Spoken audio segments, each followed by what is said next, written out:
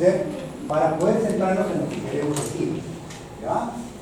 A pesar del gran avance terapéutico, definitivamente, las enfermedades infecciosas que les consta a ustedes, ¿no? siguen siendo una importante causa de morbimortalidad, más aún en países como nosotros. ¿Por qué? Porque nuestro sistema de infraestructura de salud es déficit en general. ¿Ah? Por eso hemos liderado la tasa de muertes en qué? En COVID. ¿Por qué será? Punto número 1. ¿Qué? Entonces, conforme han avanzado también los antimicrobianos, los gérmenes no se quedaron atrás tampoco. Comenzaron a tener mecanismos de resistencia y cada vez son más vivos y más difíciles de controlar, más difíciles obtener una respuesta terapéutica. Además, hay nuevos agentes infecciosos o agentes emergentes que se están descubriendo. Por ejemplo, el COVID, de repente el virus de la viruela del mono, que recién estamos dándonos cuenta cómo es. No sabemos acá tenerlo, no sabemos tratarlo, ni siquiera podemos diagnosticarlo, ¿sabes? Y, o muchas veces, ¿qué hacemos? Enfermedad infecciosa. Primera cosita, ¿no es cierto? Y no, interrumpe. ¿Ok? ¿Estamos? Bien acá. Ya, última vez.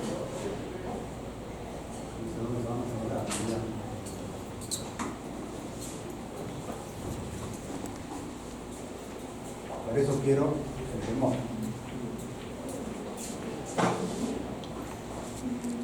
Aparte de eso, tenemos un sinnúmero de pacientes que tienen bajas defensas, que se les denomina inmunodeprimidos o inmunocomprometidos, sea por su propia enfermedad, o sea porque nosotros volvemos de esa naturaleza, de esa predisposición, por nuestro diferente tratamiento, trasplantados, cancerosos con quimioterapia, pacientes con corticoterapia, ¿no? Por ejemplo, un lupus eritematoso.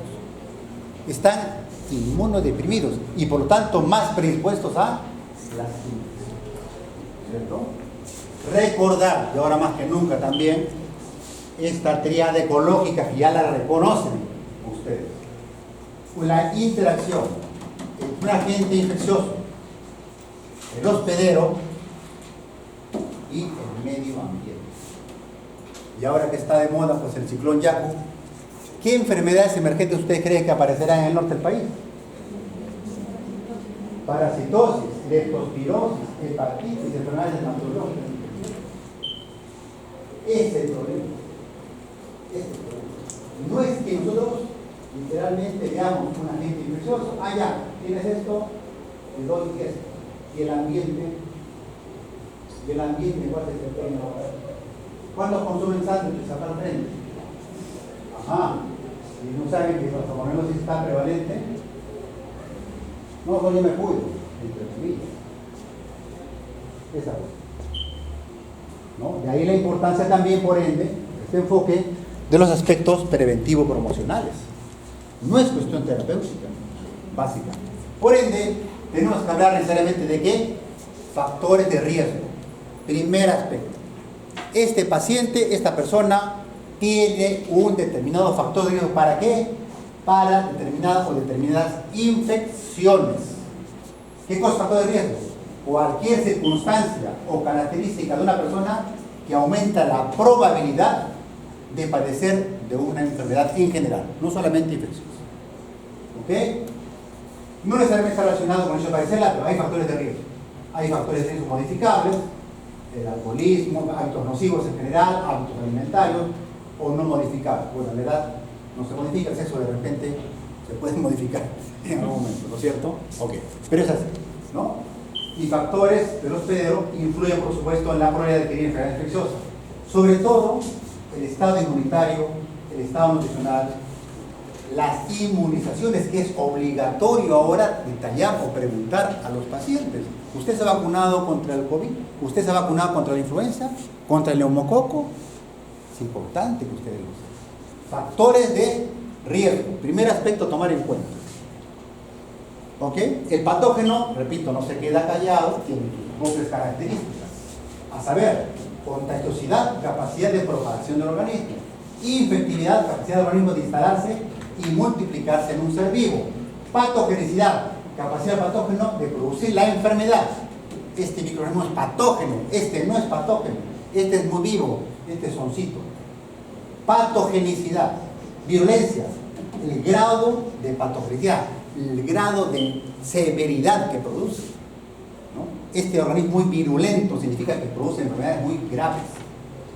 ¿Okay? Y resistencia, por supuesto, está de moda, la capacidad de las bacterias de soportar los efectos a los antibióticos, ¿no? Hemos dicho que sobre todo en el ámbito hospitalario, ustedes conocen también, hay bacterias que son muy resistentes a los antibióticos. Y eso nos da un dolor de cabeza terrible cada vez que enfrentamos infecciones nosocomiales, ¿no? Pero para poder complicar más el asunto, tenemos efectos de la asistencia médica, como estábamos adelantando, ¿no? Pululan, se multiplican microorganismos dentro del hospital. No contento con ello, nosotros rompemos las barreras naturales del organismo. Le colocamos sondas vesicales, catéteres venosos, lo multiplicamos colocándole algunos otros tipos de dispositivos, como tubos endotraqueales o sondajes, y eso, las bacterias están felices porque son como si fuera un tunelcito, un camino muy rápido para que ellas puedan instalarse y multiplicarse dentro del organismo de por sí ya predispuesto o con factores de riesgo, ¿no? Noten ustedes esto. Necesito una encuesta flash, hicimos una vez con sus compañeros. ¿Cuántos pacientes en el servicio de medicina están con sonda vesical? 30%. ¿Y de qué estamos hablando? ¿Cuántos infectarán? Pues alta probabilidad que se infecten. ¿Por culpa de quién es? Doctor, pero es necesario. ¿Para qué es necesario? La sonda vesical. ¿Para qué? ¿Cómo es? Introducción de cuerpos extraños, de positivos y alteración de la flora normal por antibióticos. Aquí, esto es culpa netamente del médico, del personal asistente, ni siquiera del enfermero, del médico. Usted indica un antibiótico y dice, por si acaso le doy más días. No, mejor le voy a dar otro antibiótico mejor. Está de moda este. Este es el más caro y es mejor para el paciente. Graso error. Graso error. Porque eso va a predisponer, ¿qué cosa? La resistencia. Todos los días un dolor de cabeza, repito, bastante frecuente. Este es el problema. La resistencia bacteriana. Condición microbiológica caracterizada por la capacidad natural y muchas veces adquirida de una cepa bacteriana de permanecer refractaria. No responde a los efectos de la terapia antibiótica. No responde, ¿no? Y clínicamente no hay respuesta. Sigue con fiebre, respuesta inflamatoria, sigue inestable, etcétera, etcétera. Generalmente producida por mutaciones debido a la exposición inadecuada a antibióticos. Por lo de mucho tiempo, por lo de dosis insuficiente o simplemente no está indicado en ese momento y obviamente se seleccionan quienes sobreviven las cepas más resistentes. Las más oncitas se mueren y las más resistentes sobreviven. ¿Por qué? Por mi culpa. Porque yo le indiqué a este paciente una cosa que no debería ser tan alta y predispuse ese sentido. En relación a esto está lo que se llama el fenómeno de presión selectiva. ¿Ya? Cuando le doy antibiótico demasiado fuerte, mato a las bacterias que no son patógenas o son menos resistentes y sobreviven ¿quién? Sobreviven las más resistentes. Un ejemplo clásico es el uso indiscriminado de cefalosporinas, con la aparición de cepas bacterianas denominadas de amplio beta-lactamasa, de amplio espectro, BLE o SLE. A cada rato van a ver esto en el hospital.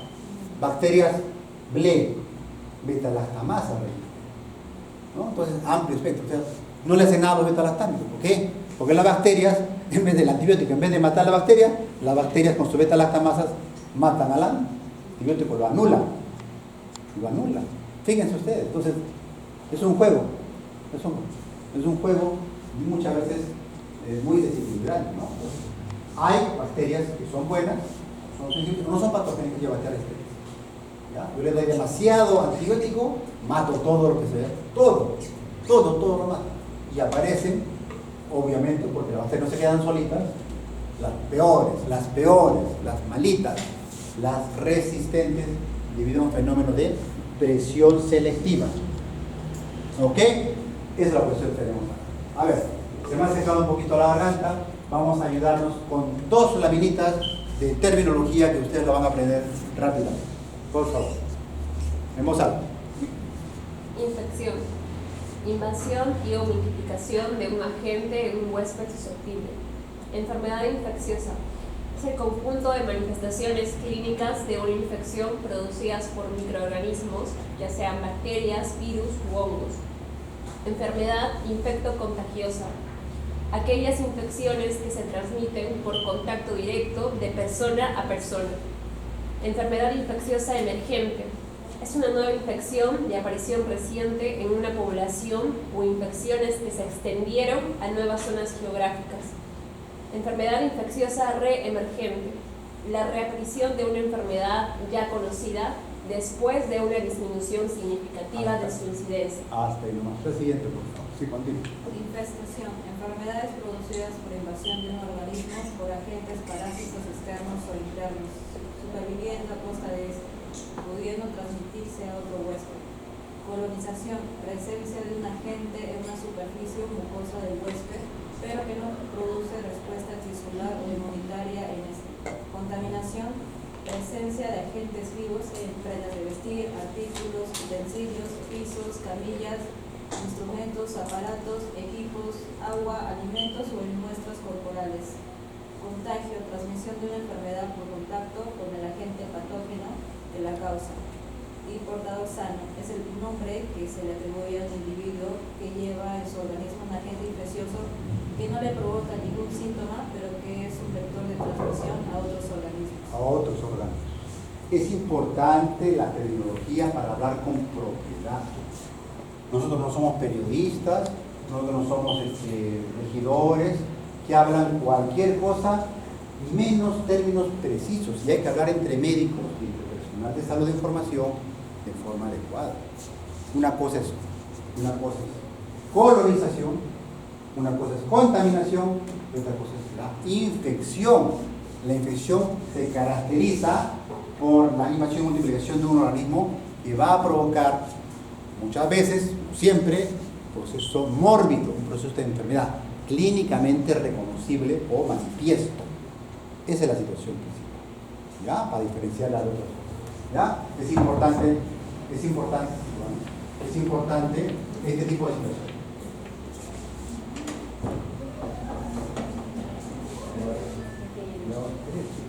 Y así terminamos la clase teórica.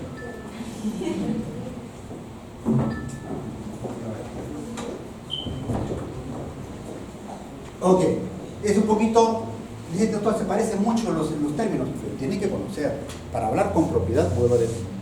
Sigamos. Esta terminología la recontra conocen, pues, obviamente, ¿no? Ya no lo voy a repetir. Acá está, ¿no? Todo el mundo sabe lo que es una pandemia ahora, pues, obviamente, ¿no? Obviamente. Término epidemia es la aparición en un sector, en un área geográfica, de una enfermedad o un brote que con una frecuencia claramente rebasa la incidencia, o sea, el número de casos nuevos inicialmente previstos. ¿Cuántos casos de tétanos había en Perú? Cero. En Tacna, cero. Aparece hasta que aparezca un caso de tétanos, para que segunda parte brote epidemia. Y si aparece 1, 2, 3, 4, epidemia de tétanos. ¿Ok?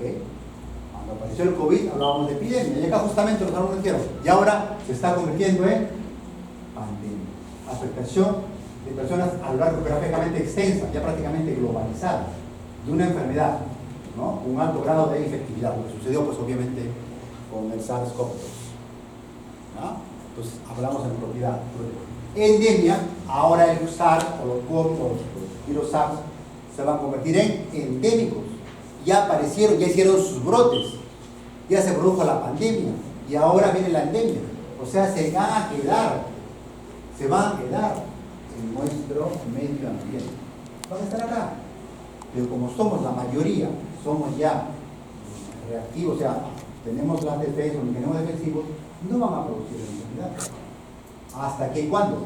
Hasta que aparezcan variantes o mutaciones en el cual van a hacer nuevamente periodo de infecciosidad o infección, ¿no? Y no tengamos esa capacidad de respuesta inmunitaria. ¿Sí? Enfermedades reemergentes. Van a aparecer fenómenos endémicos, ¿no? Prevalencia habitual de determinada enfermedad. Habitual. Se va a volver habitual ver casos de COVID en los hospitales. No con la magnitud ni en brotes, sino van a estar ahí. Nunca van a desaparecer. Siempre va a haber. Siempre va a haber. ¿Ya? Vos te tomas la intervención. ¿Ok? Las enfermedades infecciosas se clasifican de 13 formas: por anulación, por solocalización, por aguda, su mismo nombre lo dice, se desarrollan rápidamente. Crónica, se desarrollan lentamente, suelen ser menos graves y persisten por un tiempo más prolongado todavía, con un punto de corte todavía no definido. Latente, un periodo entre un brote y otro, donde no hay síntomas de la enfermedad. Por ejemplo, la sífilis ulubris, ¿no? Una sífilis latente. Infección primaria y luego aparece un largo periodo y recién aparecen síntomas o secundarismo. Por solocalización local, una celulitis sistémica, una enfermedad sistémica, tifoidea, por ejemplo, y por momento primaria, que se inicia una persona inicialmente sana, y secundaria en una persona debilitada o con una infección, sobreinfectada también. ¿Ya? Diferentes formas de clasificar a las enfermedades infecciosas. Estamos hablando en los tres últimos términos de tener un denominador común en la terminología médica. Quiero que me entiendan, no me estoy inventando nada, estoy precisando términos para hablar, digamos, correctamente. Fases de las enfermedades infecciosas, 5 fases. Periodo de incubación es el tiempo transcurrido entre la infección y la aparición de signos o síntomas. Fase prodrómica, síntomas inespecíficos de señal de inicio de algunas enfermedades: malestar, un poquito de fiebre, dolor de cuerpo, etc. Fase prodrómica. Fase clínica, presencia ya de síntomas, signos que pueden ser característicos de la enfermedad. También se denomina periodo de estado, ¿no? Cuando hay una tos productiva, la fiebre, ¿cierto? El malestar, eso es una cuadro de fase clínica. De efervescencia significa declinamiento de los síntomas, ¿no? Atenuación de los síntomas. Y recuperación, la desaparición de los mismos y la normalización del estado de salud. Son sí. Algunas enfermedades no pasan por las 5 fases, ¿no? En algunos casos, pero se suelen reconocer, repito, en general, estas 5 condiciones, ¿ya? Recuerden siempre, en enfermedades infecciosas, el periodo de incubación. Para eso tenemos la clase, o la base teórica, mejor dicho, de lo que nos dice pues la literatura médica, ¿no? El COVID, ¿cuánto tiene fase de infección? ¿Cuántos días de incubación tiene el COVID? A ver, levante la mano. 14 días. ¿Cómo hace 14 días? Se muerto. 7. Antes decía, ¿no? 14. Menos, por lo menos unos 3, 4 días está con la fase de incubación. Parece un poquito que tiene malestar, no dice nada, ¿no? Pero ya, y después se desarrolla el periodo de estado, la fase clínica, en la cual se desarrollan los síntomas característicos. Inicialmente no hay nada. Aquí puede haber una persona que está incubando, ¿cierto? Está normal, está incubando, ¿no? ¿Ok? Listo. Pasamos de estos términos a la parte clínica netamente. ¿Qué es lo que deben saber ustedes cada vez que se enfrenten a una supuesta enfermedad infecciosa en un paciente? Y repito, más que enfermedad infecciosa sería ante un proceso de enfermedad. Un enfermo, como dice la triada ecológica, ¿no? Microorganismo, hospedero y medio ambiente. No es solo la enfermedad, no es solo el patógeno, es todo el contexto. Todo el contexto para poder entender. Esencial, primero, reconocer antecedentes del enfermo. ¿Qué enfermedades tiene? ¿Qué medicamentos ha consumido? ¿Cuál es su profesión o actividad? ¿Dónde viajó los últimos días? ¿Es importante o no es importante? Tienen que poner antecedentes de todas maneras. Patológico. Factores de riesgo. Hemos mencionado qué cosa es. Que supone una exposición a algo, ¿no? Doctor, estoy orinando, tengo disuria a cada momento, pero me fui donde las gatitas, pues allá en Pocoyay. ¿Qué hago? Entonces, Factores de riesgo. ¿Sí? TTS. A consumo de drogas, transfusiones sanguíneas, consumo de alimentos o bebidas contaminadas, lo he dicho con el sanduchito. Picaduras de insectos o vectores en las células, sobre todo, y ahora que van a pulular no sé qué vainas ahí en los insectos o vectores con motivo de las inundaciones. Factores de riesgo. Factores que producen transgresión de las barreras cutáneas.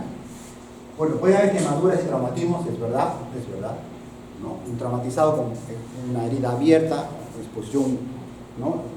de las barreras térmicas, ¿no es cierto? Las mismas operaciones, las úlceras de decúbito, cuerpos extraños, catéteres, etcétera, sondas. ¿Está predispuesto o no está predispuesto? Pues el gran quemado es un enfermo potencialmente séptico. Porque la pérdida de la barrera cutánea hace que pululen, pues, que se multipliquen las bacterias, ¿no? Importante si aparece saber si este cuadro infeccioso supuestamente aparece en el ámbito nosocomial. Hemos dicho ya por qué. ¿Por qué?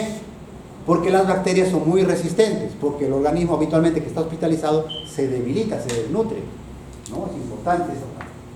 Obligatorio conocer las reacciones adversas medicamentosas, por supuesto. Tienen que preguntar de eso, ¿no? Me preguntaron una vez, ¿por qué, doctor?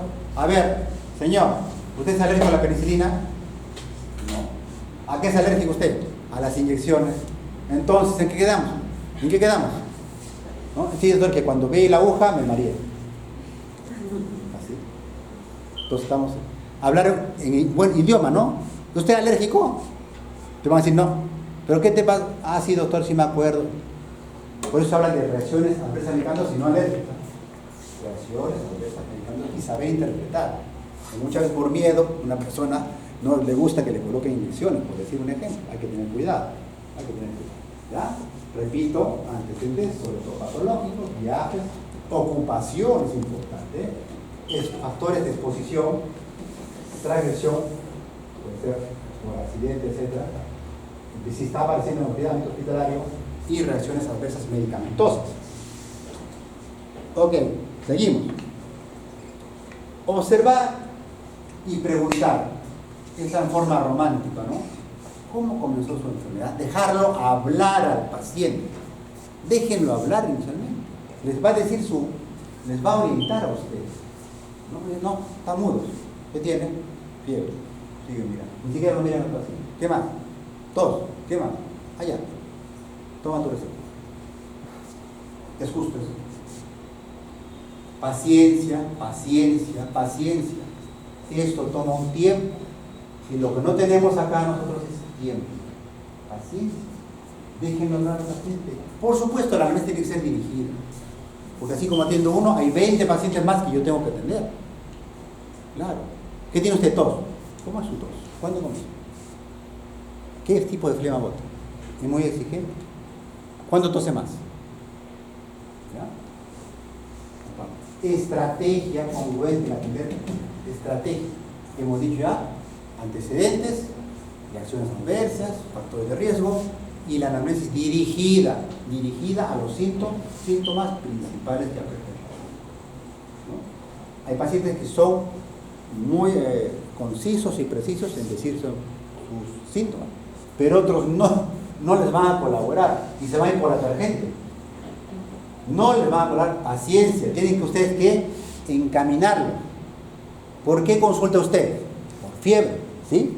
¿Cuánto ha tenido temperatura? No, es que me he sentido con fiebre. ¿Y desde cuándo? No me acuerdo bien, doctor. No me acuerdo. ¿Y qué otros síntomas tiene? Nada más. ¿Así? ¿Y qué más? ¿Y qué hacemos? Entonces, paciencia. Acá es clave hacer preguntas. Acá es clave hacer preguntas, ¿no? Conocer si es que se dispone de exámenes auxiliares previos, en buena hora, hacerles caso, ¿no? Y si había un tratamiento, manejo inicial con otro facultativo, o con el farmacéutico de la esquina, o con el vecino o la vecina, tendrán que hacerle caso. Doctor, tuve un cuadro de fiebre y fui al farmacéutico y me recetó esta pastilla. ¿Qué cosa es? Una sulfa. ¿Y por qué? Es que estaba con un poquito de tos. ¿Qué les parece? ¿Los antibióticos modificarán la evolución natural de la enfermedad? Puede suceder. Atentos, tienen que estar estar, como digo, con los 5 sentidos acá. Esta cuestión de la anamnesis es clave. Es clave. Me decían mis antiguos profesores que con la anamnesis nada más se dedicaba el 80% al diagnóstico. Sí, va a encontrar de repente también en algunas previsiones si ustedes tienen esa disponibilidad de poder hacerlo. No exageremos. De todas maneras, es muy importante la anamnesis. Y para eso, ¿qué tenemos que tener? Los 5 sentidos y mucha paciencia. Paciencia. Ya les van a decir, ahí está la puntita del ovillito de la madeja donde ustedes van a desarrollar la impresión diagnóstica. ¿Ya? Una cuestión muy importante, esto va a ser, tiene que ser reiterado. Luego el examen físico, idealmente completo, pero muchas veces no se puede. No porque ustedes no quieran, sean malos, etcétera, quieren cobrar y se la llevan fácil. No. ¿Por qué? Por el. Si tienen síntomas de dolor de garganta, abran la boca, auscultamos. ¿Qué te va a demorar en la plana del abdomen? Lo ideal es esto, general. No se puede, pero ustedes tienen que saber distintos exámenes. Consulta por tos y fiebre. ¿No? Y tos por fiebre. Al examen físico, 2 puntos. El lugar de estado, temperatura, presión, examen garganta, faringe congestiva, pulmones, roncantes y algo. Resto, sin particulares, porque así nos hemos acostumbrado. Así nos hemos acostumbrado a trabajar y nos han obligado a trabajar en el ámbito sanitario. Qué bueno fuera que cada uno de ustedes tuviera un solo paciente en una jornada nada más y todo fácil. Pues. Hacen chistes con el paciente, interactúan, juegan cualquier cosa. Qué bueno sería, ¿no? No sería perfecto. Mientras esperan que examen oficial. Una radiografía, un hemograma, un examen de orina y se acabó el asunto. Es fácil, pero no es fácil. Pero no es así. Van a tener 20 pacientes, 30 pacientes por jornada. Y tienen que saber dirigir este tipo de cosas. El aspecto general es importante, hemos mencionado, y los signos vitales. Aquí tenemos que hacer énfasis en los signos vitales. La telemedicina nos ha facilitado muchas cosas, pero también nos ha perjudicado. No podemos tomar directamente la presión arterial, de repente la temperatura tampoco. ¿Qué temperatura usamos? Ahora, ¿qué temperatura? ¿Cómo se usa el termómetro? ¿Cómo estamos usando el termómetro? ¿Cómo se usan los termómetros ahora? Digital. ¿Será cierto eso? ¿Tendrá una buena fiabilidad? Listo. ¿Y la presión arterial? ¿Cómo la tomamos a distancia? A distancia. Telemedicina es muy importante, se va a quedar, pero no podemos reemplazar las cosas esenciales, o sea, los técnicos que son esenciales para el cuerpo. Abre la boca, por la cámara le vas a abrir la boca y vas a examinar. Lo vas a ocultar por cámara. ¿Le vas a examinar el abdomen por cámara? No. El examen sistemático tiene que ser. Y para eso ustedes ya han comenzado a dar sus primeros pasos. ¿Con qué? Con la semiología. Espero que todos hayan probado, creo que sí, ¿no es cierto? Esa es la idea. Entonces, aplicar eso. No es para dar examen, sino para aplicarlo en el paciente. La técnica semiológica del examen físico, hemos dicho anamnesis integral, con antecedentes importantes, buscar y detallar síntomas principales, buscar factores de riesgo y el examen físico. Ideal, esa es la parte de la visión holística, la visión general, que idealmente tenemos que tener eso en cuenta. Pero, hemos dicho que muchas veces esto se restringe en la práctica médica, esto se restringe a la esfera en la cual el paciente manifiesta sus síntomas. ¿Ya? Eso es un poquito la diferencia entre la teoría y lo que van a hacer en la parte práctica. ¿Y cuál va a ser nuestra actitud? Nos piden actitud. Bueno, hemos hecho la anamnesis, estamos en el examen físico, hemos ocultado primera impresión. ¿Qué diagnóstico tiene? Impresión diagnóstica, ID, la famosa ID. ID, 2 puntos. ¿Cuál es su primera impresión diagnóstica? ¿No? Dedicada a la sintomatología y a la semiología que el paciente, o que hemos encontrado y que el paciente manifiesta. El motivo de la consulta, la causa o el problema principal que tenemos. Puede haber pacientes complejos, no lo niego, yo veo pacientes complejos, pero usted tiene que tener un diagnóstico, por lo menos principal, que es el eje del resto que van a hacer. dependiendo del nivel de atención, dependiendo si están aplicando guías, dependiendo de las facilidades que tengan ustedes en el ámbito de salud que ustedes se encuentren. Porque es diferente, y le decía a sus compañeros, es diferente atender un paciente con síndrome febril en una posta de salud de Caracas que un síndrome febril en el hospital regional de Caracas. Entonces, va a variar. Estamos hablando de capacidad inicialmente de ustedes, impresión diagnóstica, y segundo, ¿qué le puedo ofrecer para confirmar y para tratar? Muchas veces puede ser suficiente la ideal, muchas veces requiere qué cosa.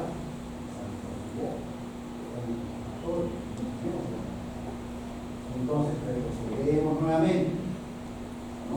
Una cosa es debemos hacer esto y otra cosa es podemos hacer esto. Siempre, jóvenes, el beneficio, por favor, de los pacientes, el beneficio de ellos. Ustedes están formando, ¿para qué? Para atender pacientes. Van a ser profesionales de la salud. Nadie más les va a resolver los problemas sino ustedes. Pero van a estar en diferentes niveles.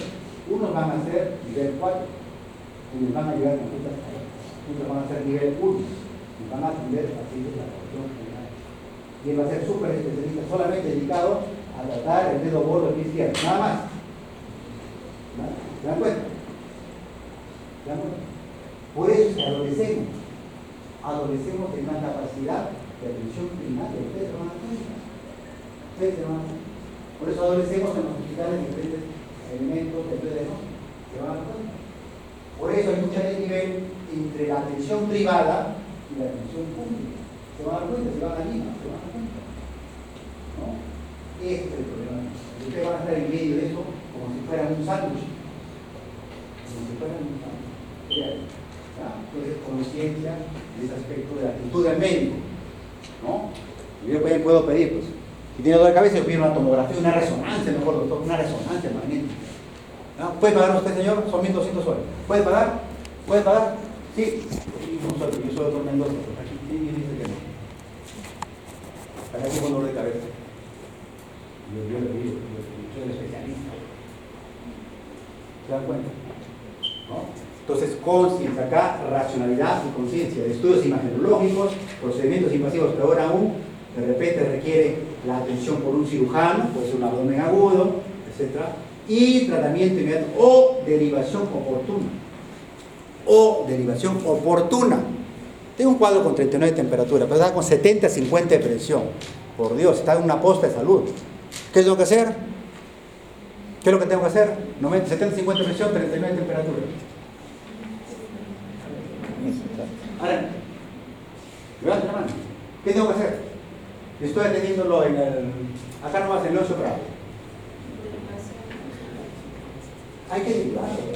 Pero primero tengo que estabilizarlo, tratar de estabilizarlo. Le pongo una venosa periférica, hemos hablado en la mañana, ¿no? Una venosa periférica, fluidoterapia a chorro, bajar la temperatura de medios físicos, avisar, aló, doctor fulano de tal, soy el doctor Pérez, tengo un paciente inestable, me tengo que derivar con sospecha de shock séptico.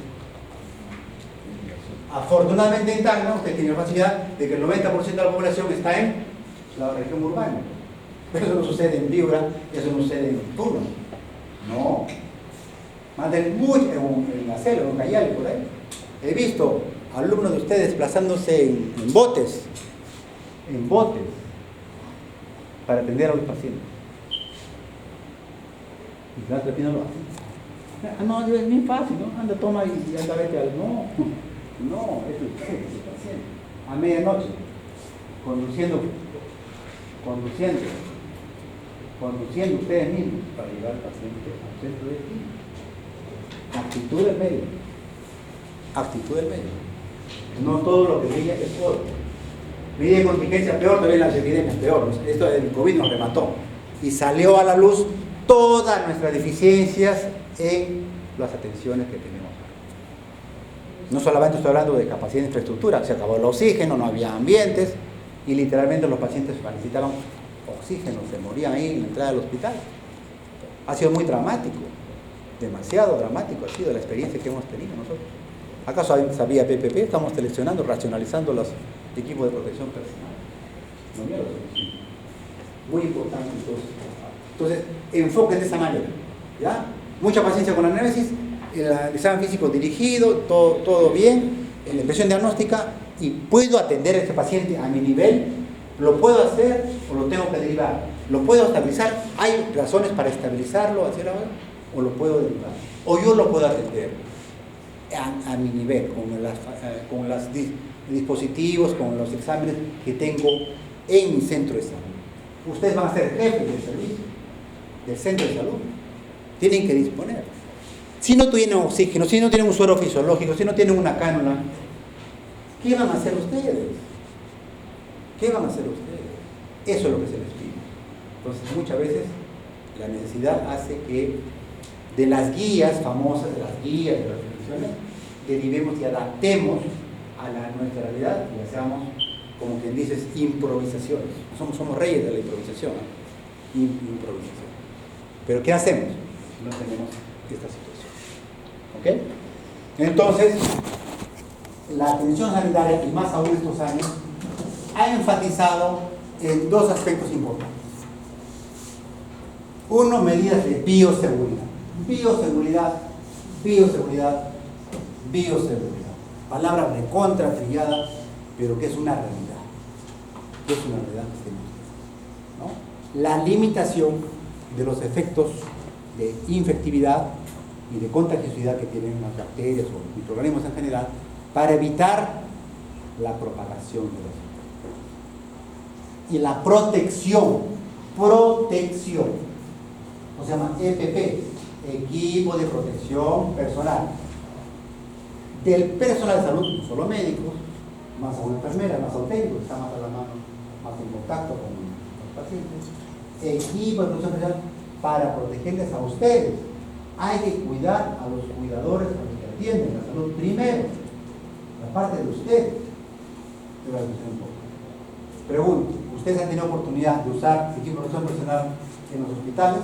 ¿Han tenido ya esa oportunidad? ¿Esa experiencia? ¿Sí? Entonces, imagínense que lo multiplican porque todos los días tienen que hacerse la misma cosa.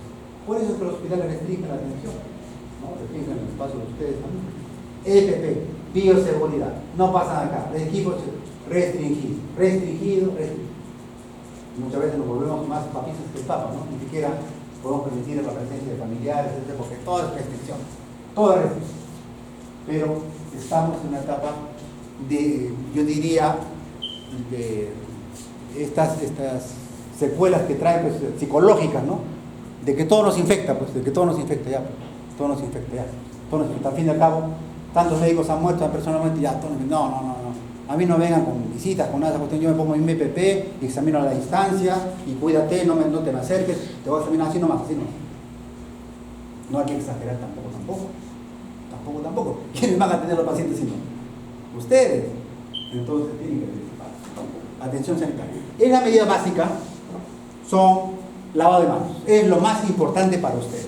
El lavado de manos. Esos 5 pasos que tienen, perdón, 5 momentos antes del paciente, después del paciente, cuando está en contacto con los elementos o secreciones del paciente, con el medio ambiente, con el entorno, propiamente para poder dar su atención. ¿Ya? Entonces, estas son medidas universales de la OMS en los momentos de lavado o higiene de manos. ¿Ya?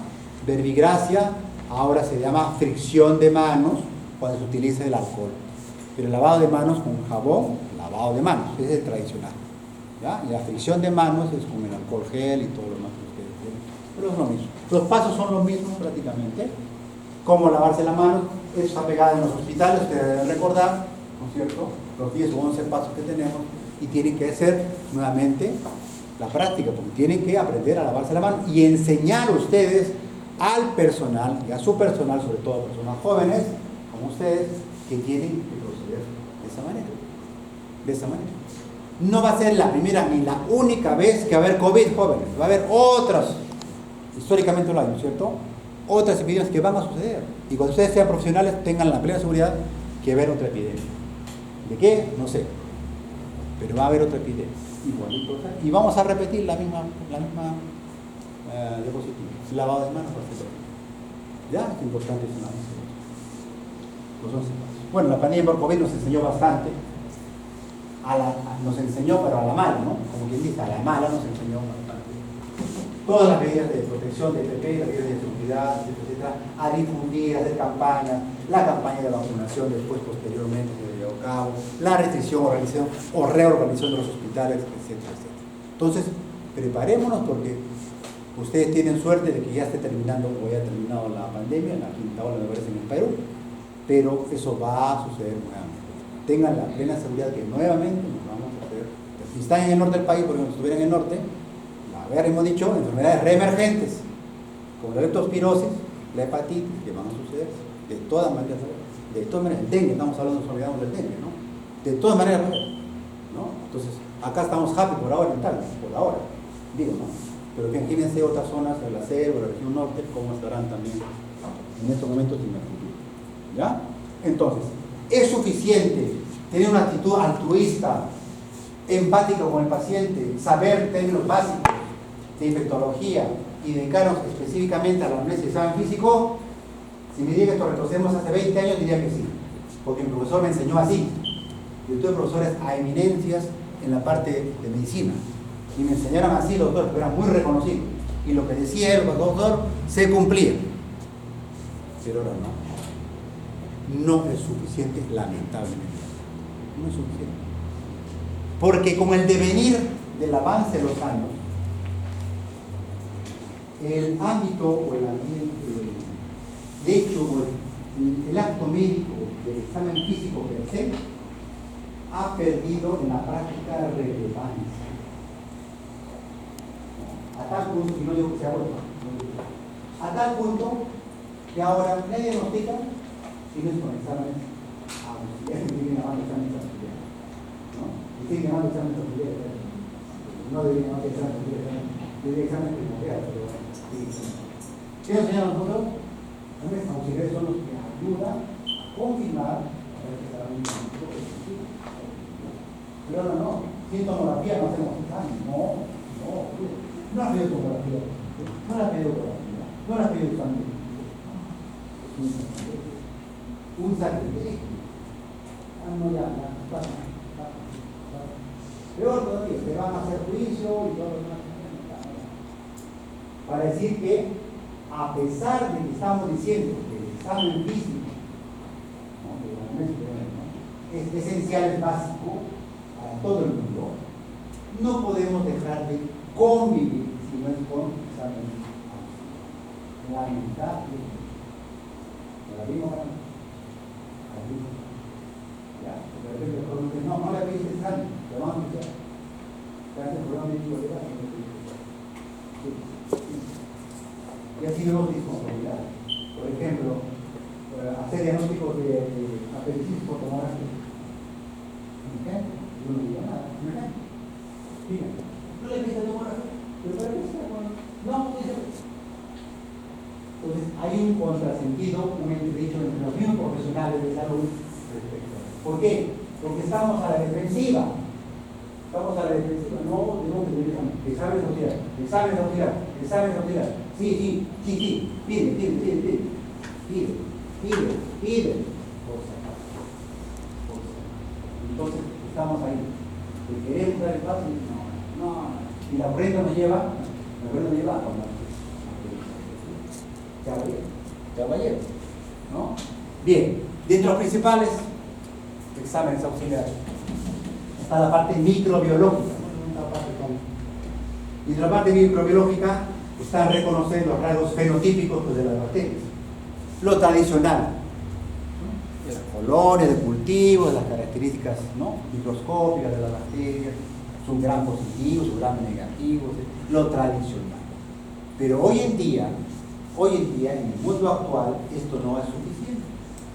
Ahora, la biología molecular ha ganado tal terreno que ahora el estándar para el diagnóstico de enfermedades infecciosas muchas veces recae en el uso de la biología molecular. La famosa prueba molecular, por ejemplo, prueba confirmatoria, diagnóstico, pues puesto en las guías ya nacionales e internacionales. ¿Y qué tenemos que hacer? En primer lugar, por favor, saber pedir. No pidan a todo el mundo todo. No. Y segundo, interpretar. Lo que se le pide es se lo piden sin interpretar. Interpretar. ¿Ok? Y la visión grande, igual. Desde 60 años la visión grande, etcétera, tiene, ¿no? La preparación en fresco, la visión grande, la visión por vacío alcohol resistente, que ustedes recuerdan de repente en microbiología, la visión inmunofluorescencia. Son estudios directos, estudios tradicionales que se hacen, y dentro de ellos lo más importante creo que es la tinción Gram, ¿no? La tinción Gram, un examen bueno, bonito y barato, sencillo, económico, que se sigue haciendo y se sigue pidiendo en determinados casos, por ejemplo, para diagnóstico, por ejemplo, de meningitis, para diagnosticar una neumonía, ¿no es cierto? Un examen de orina también puede ser una tinción Gram, etc. Una secreción de absceso, tinción Gram. ¿Ya? Alta rentabilidad, o sea, es barato, se puede hacer, ¿no es cierto? A nuestro nivel, los hospitales lo pueden hacer normal, incluso en el centro de salud lo pueden hacer. Tinción Gram podríamos, Gram y cultivo, ¿no? Gram y cultivo de la población. Entonces nos puede ayudar, todavía esta prueba tradicional nos puede ayudar. Pero repito, estamos en la parte tradicional, no en la parte molecular. Los cultivos tienen que saber pedirse. No todo paciente con fiebre infecciosa requiere cultivo. El cultivo sobre todo se hace en el ámbito hospitalario, cuando se va a internar el paciente. Y es muy importante hacerlo precozmente antes de iniciar una determinada terapia antibiótica. Es muy importante eso. Y tan importante es el pedir cultivos como saber tomarlo. ¿Y quién toma los cultivos? El director hospital, el médico, el vigilante. ¿Quién toma los cultivos? La técnica y sabrán que si lo que es mediante el afecto sexual. Les consta a ustedes que estamos tomando buena la necesidad. Les consta. Que te lo digan, tómalo. Sí, no. Es muy importante el momento y la forma en cual se toman las muestras para cultivo. Si no, no vale. Si no, no vale. No te va a valer. Por las puras estamos haciéndonos o rompiendo la cabeza